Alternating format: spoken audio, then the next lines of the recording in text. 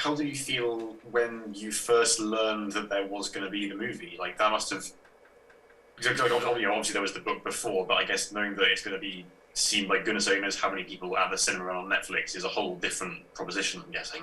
So, It is. And when the book came out, I am a tiny portion of Charles Graeber's brilliant book.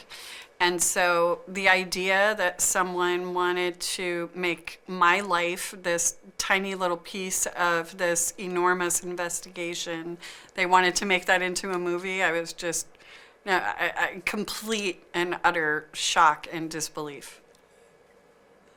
I guess hopefully, like feeling kind of more relieved once you learned who was going to be actually making the thing, though, because it's not like, oh, good, actually, it's going to be in safe hands once you figure out. Once I met Tobias, and Tobias told me how he was going to handle this story so that we weren't going to put a spotlight on Charles Cullen, I was all in. And he made it very clear he wanted to make this a story about friendship and how it was the friendship that put him behind bars. And it was my caring for him that put him behind bars. So we met about 7 years ago. We've been working on this project for quite some time.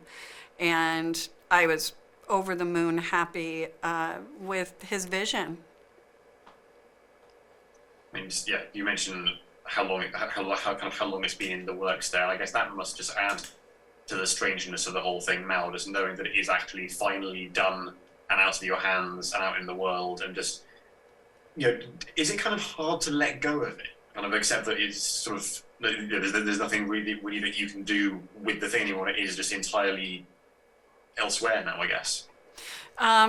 It was hard reading the script because you can't be objective. You can't say, okay, this is exactly the way that I want a movie about myself to go. And after I met with Christy Wilson-Cairns, knowing that she was going to truly make this about the heart and the gentleness of who I was, it made me happy. But yes, it was very hard to let it go.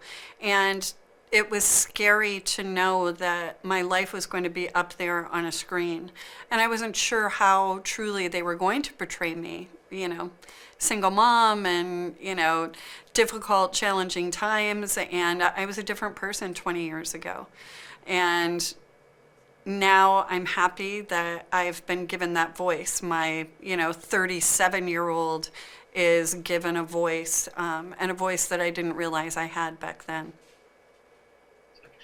I'm guessing you must have probably seen it a few times now, but like when you first sat down to watch the finished thing, that must have been very strange, I'm guessing. I actually have only seen it once, and during the screening, I was so intensely emotional because I was watching Eddie, who embodied my friend Charlie.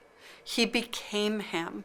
And there were just so many emotions watching that play out in front of me and giving me just finally offering myself a space to feel proud of what I did and to celebrate my gentleness and to celebrate and let go of the guilt that I had for not seeing it sooner. I guess just kind of in terms of how audiences are going to respond to the thing, what do you hope that people take away from it? I guess especially if people are going into it not really knowing the story, what do you hope that experience is going to be like for people? I think for me, it's about watching the bureaucrats cover it up and knowing that within ourselves, we don't have to give up our morality for a job. We can still step up and do the right thing. And there may have been fear with the bureaucrats of possibly losing their job, losing their reputation. And to me, there's no job worth that on this planet.